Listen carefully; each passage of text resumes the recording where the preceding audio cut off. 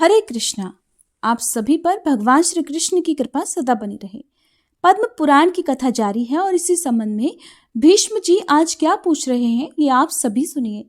भीष्म जी ने पूछा, विप्रवर, मनुष्य को भी देवत्व, सुख, राज्य, धन, यश, विजय, भोग, आरोग्य, आयु, विद्या, लक्ष्मी, पुत्र, बंधुवर्ग और सब प्रकार के मंगल की प्राप्ति कैसे हो सकती है, ये बताने की भी कृपा कीजिए। तब पुलत्स्य जी ने कहा, राजन, इस पृथ्वी पर ब्राह्मण सदा ही विद्या आदि गुणों से युक्त और श्री संपन्न होता है। तीनों लोकों और प्रत्येक युग में ब्राह्मण देवता नित्य पवित्र माने गए हैं। ब्राह्मण देवताओं का भी देवता है। संसार में उसके समान दूसरा कोई नहीं है। वह साक्षात धर्म की मूर्ति है और इस पृथ्वी पर सबको मोक्ष प्रदान करने वाला है। ब्राह्मण सब लोगों का गुरु, पूज्य और तीर्थ स्वरूप मनुष्य है। ब्रह्मा जी ने ब्राह्मण को ही सब देवताओं का आश्रय बनाया है। पूर्व समय में नारद जी ने भी इसी विषय को ब्रह्मा जी से इस प्रकार पूछा था, ब्राह्मण, किसकी पूजा करने पर भगवान लक्ष्मीपति प्रसन्न होते हैं? तब ब्रह्मा जी बोले कि जिस पर ब्राह्मण प्रसन्न होते हैं उस पर ही भगवान श्री विष्णु भी प्रसन्न हो जाते हैं। इसलिए ब्राह्मण की सेवा करने वाला मनुष्य पर ब्रह्म परमात्मा को प्राप्त होता है।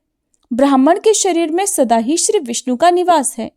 जो दान, मान और सेवा आदि के द्वारा प्रतिदिन ब्राह्मणों की पूजा करता है, उसके द्वारा मानो शास्त्रीय विधि के अनुसार उत्तम दक्षिणा से युक्त 100 यज्ञों का अनुष्ठान हो जाता है। जिसके घर पर आया हुआ विद्वान ब्राह्मण कभी निराश नहीं लौटता, उसके संपूर्ण पापों का नाश हो जाता है और वह अक्षय स्वर्ग को प्राप्त होता है। पवित्र देश काल में सुपात्र ब्राह्मण को जो धन दान दिया जाता है उसे अक्षय जानना चाहिए। वह जन्म जन्मांतरों में भी फल देता रहता है। ब्राह्मणों की पूजा करने वाला मनुष्य कभी दरिद्र, दुखी और रोगी नहीं होता। जिसके घर के आंगन में ब्राह्मणों की चरण धूलि पड़ती रहती हो, वह पवित्र और शुद्ध होते रहते हैं। वे पुण्य क्षेत्र के समान हैं। उन्हें यज्ञ कर्म के लिए श्रेष्ठ माना गया है। ब्राह्मण को देखकर उन्हें प्रणाम न करने से, ब्राह्मण के साथ द्वेष रखने से और उनके प्रति अश्रद्धा रखने से मनुष्यों की आयु क्षीण होती है। उनके धन ऐश्वर्य का नाश होता है और परलोक में भी उनकी दुर्गति होती है। ब्राह्मण का पूजन करने से आयु, यश, विद्या और धन की वृद्धि होती है और मनुष्य श्रेष्ठ दशा को प्राप्त होता है। अब नारद जी ने पूछा, पिताजी, कौन ब्राह्मण अत्यंत पूजनीय है? ब्राह्मण और गुरु के लक्षण का भी यथावत वर्णन कीजिए। तब श्री ब्रह्मा जी कहने लगे, वत्स, क्षत्रिय और सदाचारी ब्राह्मण की नित्य पूजा करनी चाहिए।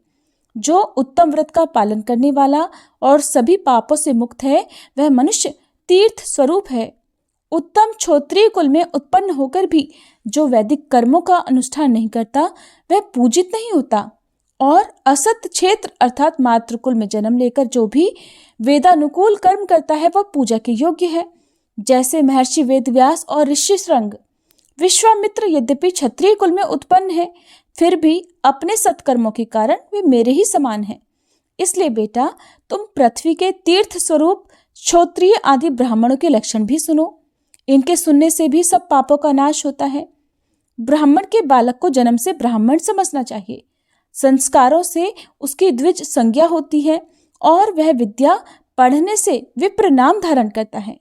इस प्रकार जन्म, संस्कार और विद्या, इन तीनों से युक्त होना क्षत्रिय का लक्षण है।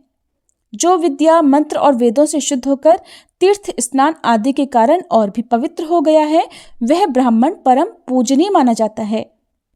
जो सदा माता पिता की सेवा में लगा रहता है, जिसका मन कभी पराई स्त्री में सुख का अनुभव नहीं करता, जो सदा पुराणों की कथा कहता और धार्मिक उपाख्यानों का प्रसार करता है, उस ब्राह्मण के दर्शन से प्रतिदिन अश्वमेध आदि यज्ञों का फल प्राप्त होता है।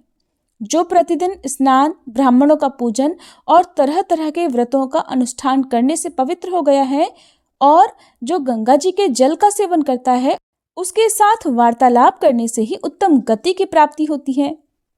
ब्राह्मण श्री हरि का मूर्तिमान विग्रह है। उसके शाप से विनाश हो जाता है और वरदान से आयु, विद्या, यश, धन और सब प्रकार की संपत्तियां प्राप्त होती हैं। ब्राह्मणों के ही प्रसाद से भगवान श्री विष्णु सदा ब्रह्मण्य कहलाते हैं। जो ब्राह्मण्य अर्थात ब्राह्मणों के प्रति अनुराग रखने वाले देव हैं, गौ और ब्राह्मणों के हितकारी हैं और संसार की भलाई करने वाले हैं, उन गोविंद श्री कृष्ण को बारंबार नमस्कार है। नारद जी ने कहा, देवेश्वर, आपकी कृपा से मुझे परम पवित्र उत्तम ब्राह्मण का परिचय तो मिल गया। अब जिस प्रकार मैं कर्म से अधम ब्राह्मण को भी पहचान सकूं, वह बात भी बताइए। ब्रह्मा जी कहने लगे, बेटा, जो 10 प्रकार के स्नान, संध्योपासन और तर्पण आदि कार्य नहीं करता, जिसमें इंद्रिय संयम का अभाव है, वही अधम ब्राह्मण है। जो देवताओं की पूजा, व्रत, वेद विद्या, सत्य, शौच, योग, ज्ञान तथा अग्निहोत्र का त्यागी है, ये नहीं करता, वो भी ब्राह्मणों में अधम ही है। महर्षियों ने ब्राह्मणों के लिए 5 स्नान बताए हैं: आग्नेय, वारुण, ब्राह्म, वायव्य और दिव्य। संपूर्ण शरीर में भस्म लगाना आग्नेय स्नान है। जल से जो स्नान किया जाता है उसे वारुण स्नान कहा जाता है। आपोहिष्ठा आदि ऋचाओं से जो अपने ऊपर अभिषेक करता है वह ब्राह्म स्नान है। जो शरीर पर हवा से उड़कर गौओं के चरणों की धूली पड़ती है उसे वायव्य स्नान माना जाता है। और धूप रहते हुए जो आकाश से जल की वर्षा होती है उससे नहाने को दिव्य स्नान कहते हैं। उपर्युक्त वस्तुओं के द्वारा मंत्रपाठ पूर्वक स्नान करने से तीर्थ स्नान का फल प्राप्त होता है। तुलसी के पत्ते से लगा हुआ जल, शालिग्राम शिला को नहलाया हुआ जल, गौओं के सींग से स्पर्श कराया हुआ जल, ब्राह्मण का चरणोदक और मुख्य मुख्य गुरुजनों का चरणोदक, ये पवित्र से भी पवित्र माने गए हैं, ऐसा स्मृतियों का कथन है। इस 5 तरह के जलों से मस्तक पर अभिषेक करना पुनः 5 प्रकार का स्नान है। इस तरह पहले के 5 स्नानों के साथ मिलकर ये 10 प्रकार का स्नान माना गया है। त्याग, तीर्थ स्नान, यज्ञ, व्रत और होम आदि के द्वारा जो फल मिलता है वही फल धीर पुरुष उपर्युक्त स्नानों से आसानी से प्राप्त कर लेता है। जो प्रतिदिन पितरों का तर्पण नहीं करता वो पितृ घातक है, उसे नरक में जाना पड़ता है। संध्या नहीं करने वाला द्विज ब्रह्म हत्यारा है। जो ब्राह्मण मंत्र, व्रत, वेद विद्या, उत्तम गुण, यज्ञ और दान आदि का त्याग कर देता है वो अधम से भी अधम है। नारद, मंत्र और संस्कार से हीन, शौच और संयम से रहित, बलिवैश्य किए बिना ही अन्न भोजन करने वाले, दुरात्मा, चोर, मूर्ख, सब प्रकार के धर्मों से शून्य, कुमार्गगामी, श्राद्ध आदि कर्म न करने वाले, गुरु सेवा से दूर रहने वाले, मंत्र ज्ञान से वंचित और धार्मिक मर्यादा भंग करने वाले, ये सभी ब्राह्मण अधम से भी अधम हैं। नारद जी ने पूछा, संपूर्ण लोकों के पितामह है, यदि ब्राह्मण ऐसे ऐसे दुष्कर्म करने के बाद फिर पुण्य का अनुष्ठान करे तो वो किस गति को प्राप्त होता है? तब ब्रह्मा जी कहने लगे, वत्स, जो सारे पाप करने के बाद भी इंद्रियों को वश में कर लेता है वो उन पापों से छुटकारा पा लेता है और पुनः ब्राह्मणत्व प्राप्त करने के योग्य बन जाता है। इस विषय में एक प्राचीन कथा सुनो जो बहुत ही सुंदर और विचित्र है। पूर्व समय में किसी ब्राह्मण का एक नौजवान पुत्र था। उसने जवानी की उमंग में मोह के वशीभूत होकर एक बार किसी चांडाली के साथ समागम किया। चांडाली के गर्भ से उसने अनेकों पुत्र और कन्याएं उत्पन्न की और अपना परिवार छोड़कर वह बहुत लंबे समय तक उसी के घर में रहा। किंतु घृणा के कारण न तो वह कोई दूसरा अभक्ष्य पदार्थ खाता, न कभी शराब ही पीता था। चांडाली उससे हमेशा ही कहा करती कि ये सब चीजें खाओ और शराब पियो, किंतु वो उसे यही उत्तर देता कि प्रिय, तुझे ऐसी गंदी बात नहीं करनी चाहिए। शराब का तो नाम सुनने मात्र से ही मुझे उबकाई आ जाती है। फिर एक दिन की बात है, वह थका मांदा होने के कारण दिन में भी घर पर ही सो रहा था।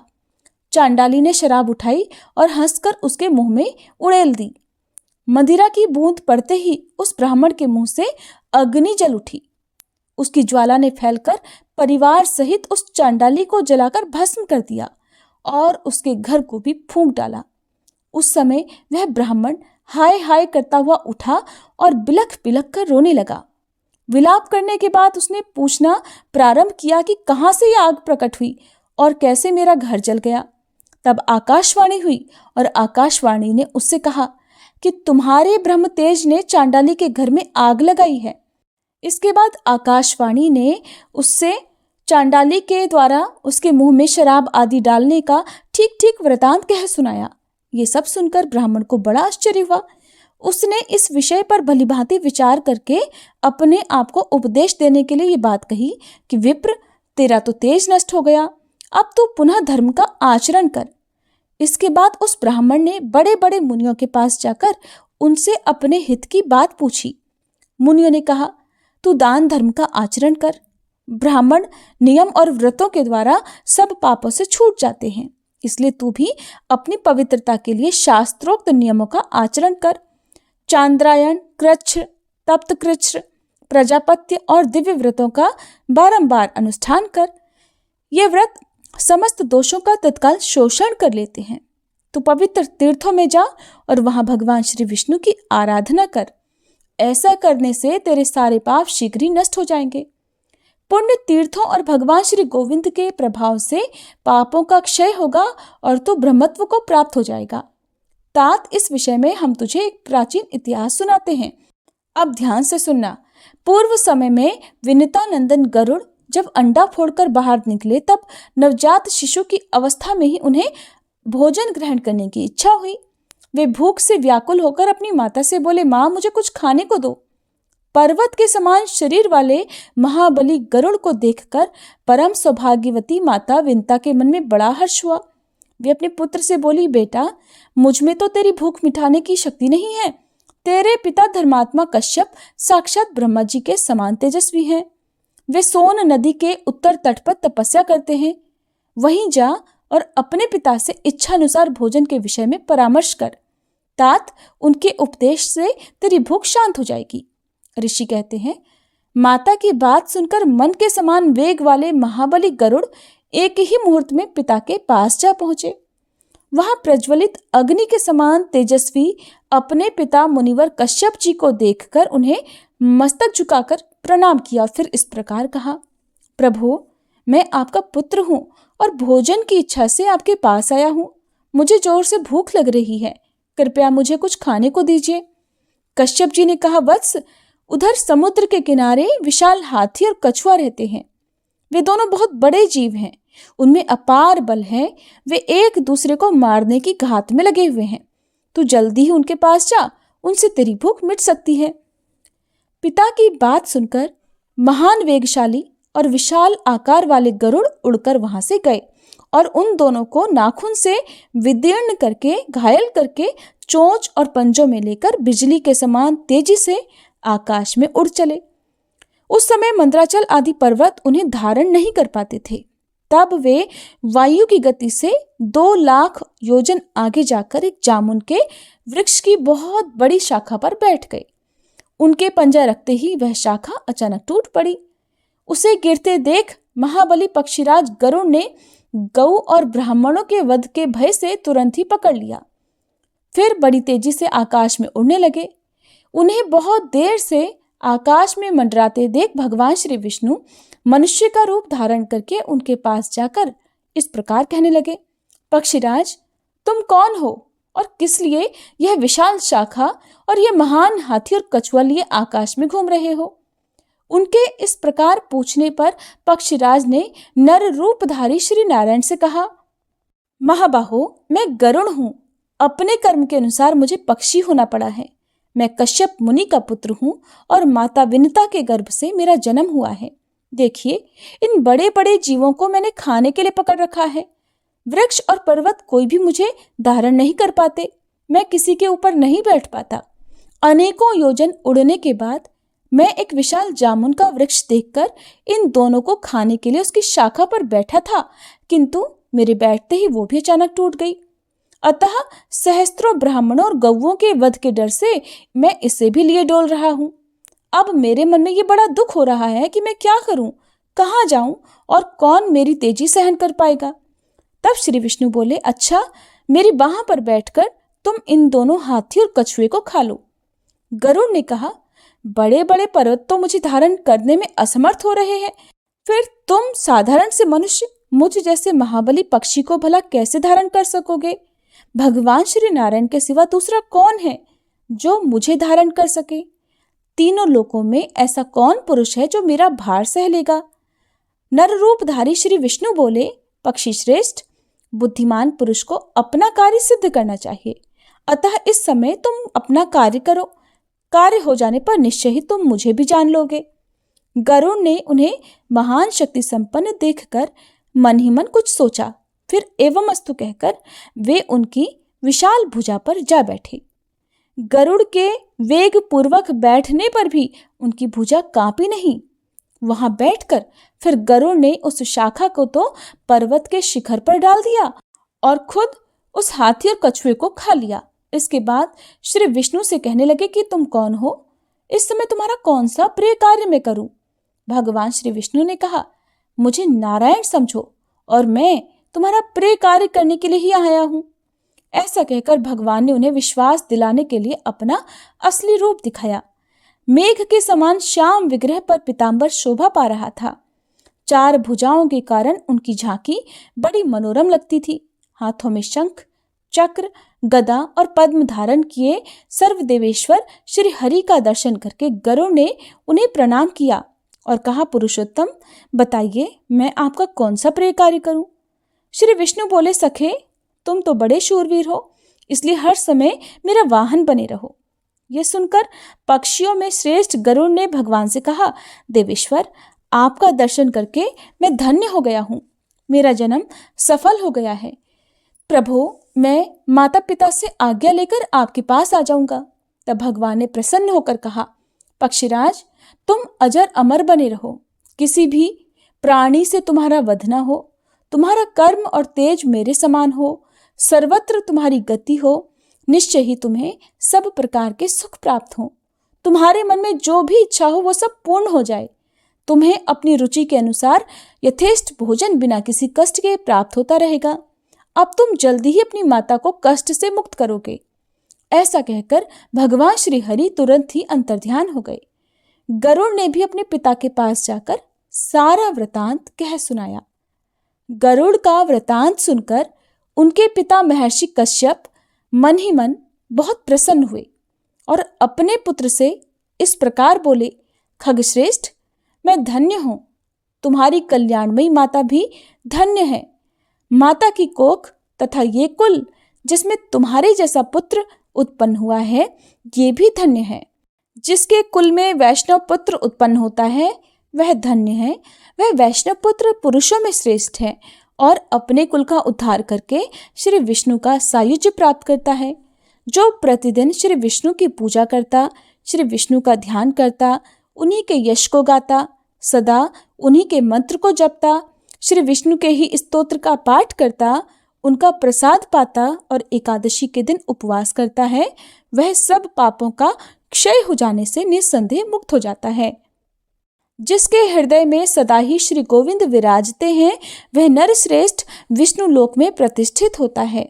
जल में, पवित्र स्थान में, उत्तम पथ पर, गौ में, ब्राह्मण में, स्वर्ग में, ब्रह्मा जी के भवन में और पवित्र पुरुष के घर में सदा ही श्री भगवान विष्णु विराजमान रहते हैं। नाना प्रकार की तपस्या और भांति भांति के धर्म और यज्ञों का अनुष्ठान करके भी देवतागण भगवान श्री विष्णु को नहीं पाते, किंतु तुमने उन्हें प्राप्त कर लिया, इसलिए तुम धन्य हो। तुम्हारी माता सौत के द्वारा घोर संकट में डाली गई है, उसे छुड़ाओ। माता के दुख का प्रतिकार करके देवेश्वर भगवान श्री विष्णु के पास जाना। इस प्रकार भगवान विष्णु से महावरदान पाने पर और पिता की आज्ञा लेकर गरुड़ अपनी माता के पास गए। प्रसन्नता पूर्वक उन्हें प्रणाम करके उनके सामने खड़े होकर उन्होंने पूछा, माँ बताओ मैं तुम्हारा कौन सा प्रिय कार्य करूं? कार्य करके मैं भगवान विष्णु के पास जाऊंगा। ये बात सुनकर सती विनता ने गरुड़ से कहा, बेटा मुझ पर महान दुख आ पड़ा है, तुम मेरे उस दुख को दूर करो। बहन कद्रू मेरी सौत है। पूर्व समय में उसने मुझे एक बात में अन्याय पूर्वक हरा कर दासी बना लिया। अब मैं उसकी दासी हो चुकी हूँ। तुम्हारे सिवा कौन मुझे इस दुख से छुटकारा दिलाएगा? कुलनंदन, जिस समय मैं उसे मुंह मांगी वस्तु दे दूंगी उसी समय दासी भाव से मेरी मुक्ति हो सकती है। गरुड़ ने कहा, माँ शीघ्र ही उसके पास जाकर पूछो वो क्या चाहती है, मैं तुम्हारा कष्ट अवश्य दूर करूंगा। तब दुखिनी विनता ने कद्रू से कहा, कल्याणी तुम अपनी अभीष्ट वस्तु बताओ जिसे देकर मैं इस कष्ट से छुटकारा पा सकूं। ये सुनकर उस दुष्टा ने कहा, मुझे अमृत ला कर दो। उसकी बात सुनकर विनिता धीरे धीरे लौटी और बेटे से बड़े दुखी होकर बोली, तात, वो तो अमृत मांग रही है, अब तुम क्या करोगे? गरुड़ ने कहा, माँ तुम उदास मत हो, मैं अमृत लेकर आऊंगा। ऐसा कहकर मन के समान वेगवान पक्षी गरुड़ सागर से जल लेकर आकाश मार्ग से चल दिए। उनके पंखों की हवा से बहुत सी धूल भी उनके साथ साथ उड़ती गई। वह धूल राशि उनका साथ नहीं छोड़ सकी। गंतव्य स्थान पर पहुंचकर गरुड़ ने अपनी चोंच में रखे हुए जल से वहां के अग्निमय प्राकार अर्थात परकोटे को बुझा दिया और अमृत की रक्षा के लिए जो देवता वहां पर नियुक्त किए गए थे, उन सब की आंखों में पूर्वोक्त धूल भर गई, जिससे वे गरुड़ जी को देख नहीं पाते थे। बलवान गरुड़ ने उन सभी रक्षकों को मार गिराया और अमृत लेकर वे वहां से चल दिए। पक्षी को अमृत लेकर आते देख ऐरावत पर चढ़े हुए इंद्र ने कहा, अहो, पक्षी का रूप धारण करने वाले तुम कौन हो, जो बलपूर्वक अमृत को लिए जाते हो? सभी देवताओं का अप्रिय करके तुम भला यहाँ से जीवित कैसे जा सकते हो? तब गरुड़ ने कहा, देवराज, मैं तुम्हारा अमृत लिए जाता हूँ, अब तुम अपना पराक्रम दिखाओ। ये सुनकर महाबाहु इंद्र ने गरुड़ पर तीखे बाणों की वर्षा आरंभ कर दी, मानो मेरुगिरी के शिखर पर मेघ जल की धाराएं बरसा रहा हो। गरुड़ ने अपने वज्र के समान तीखे नखों से ऐरावत हाथी को घायल कर डाला और मातली सहित रथ और चक्कों को हानि पहुंचाकर अग्रगामी देवताओं को भी घायल कर दिया। तब इंद्र ने क्रोधित होकर उनके ऊपर वज्र का प्रहार किया। वज्र की चोट खाकर भी महापक्षी गरुड़ विचलित नहीं हुए। वे बड़ी तेजी से भूतल की ओर चले। तब इंद्र ने सब देवताओं के आगे स्थित होकर कहा, निष्पाप गरुड़, यदि तुम नाग माता को इस समय अमृत दे दोगे तो सारे सांप अमर हो जाएंगे। इसलिए अगर तुम्हारी सम्मति हो तो मैं इस अमृत को वहां से हर लाऊंगा। गरुड़ बोले, मेरी साध्वी माता विनिता दासी भाव के कारण बहुत दुखी है। जिस समय वह दासीपन से मुक्त हो जाए और सब लोग इस बात को जान ले, उस समय तुम अमृत को हर ले आना। ऐसा कहकर महाबली गरुड़ माता के पास जाकर इस प्रकार बोले, माँ, मैं अमृत ले आया हूं, इसे अब नाग माता को दे दो। अमृत सहित पुत्र को आया देख विनिता का हृदय प्रसन्नता से खिल उठा। उसने कद्रू को बुलाकर अमृत दे दिया और स्वयं दासी भाव से मुक्त हो गई। इसी बीच में इंद्र ने सहसा पहुंचकर अमृत का घड़ा वहां से चुरा लिया और वहां पर विष का पात्र रख दिया। और आश्चर्य की बात कि उन्हें ऐसा करते कोई नहीं देख पाया। कद्रू का मन इधर बहुत प्रसन्न था। उसने बड़ी तेजी से अपने पुत्रों को बुलाया और उनके मुंह में अमृत जैसा दिखाई देने वाला विष डाल दिया। नाग माता ने अपने पुत्रों से कहा कि तुम्हारे कुल में होने वाले सभी सर्पों के मुख में ये अमृत की बूंदें नित्य निरंतर उत्पन्न होती रहें और तुम लोग सदा इनसे संतुष्ट रहो। इसके बाद गरुड़ अपने माता पिता से वार्तालाप करके देवताओं की पूजा कर अविनाशी भगवान श्री विष्णु के पास चले गए। अमृत के बजाय विष का पान करने से इसीलिए सर्पों के अंदर विष पाया जाता है। इस प्रकार जो भी भक्त गरुड़ जी के इस उत्तम चरित्र का पाठ या श्रवण करता है, वो सब पापों से मुक्त होकर अंत में देवलोक में प्रतिष्ठित होता है। ब्रह्मा जी कहते हैं, ऋषियों के मुख से यह उपदेश और गरुड़ का प्रसंग सुनकर वह पतित ब्राह्मण नाना प्रकार के पुण्य कर्मों का अनुष्ठान करके पुनः ब्राह्मणत्व को प्राप्त हुआ और तीव्र तपस्या करके स्वर्गलोक को चला गया। सदाचारी मनुष्य का पाप प्रतिदिन क्षीण होता है और दुराचारी का पुण्य सदा नष्ट होता रहता है। अनाचार से पतित हुआ ब्राह्मण भी अगर फिर सदाचार का आचरण करे तो वह देवत्व को प्राप्त हो जाता है। इसलिए द्विज प्राणों के कंठगत होने पर अर्थात उनकी मृत्यु उनके सामने होने पर भी सदाचार का कभी त्याग नहीं करते। नारद, तुम भी मन, वाणी, शरीर और क्रिया द्वारा सदाचार का पालन करो। हरे कृष्णा। आज के अध्याय में बस इतना ही। उम्मीद है ये वीडियो आपको पसंद आई होगी।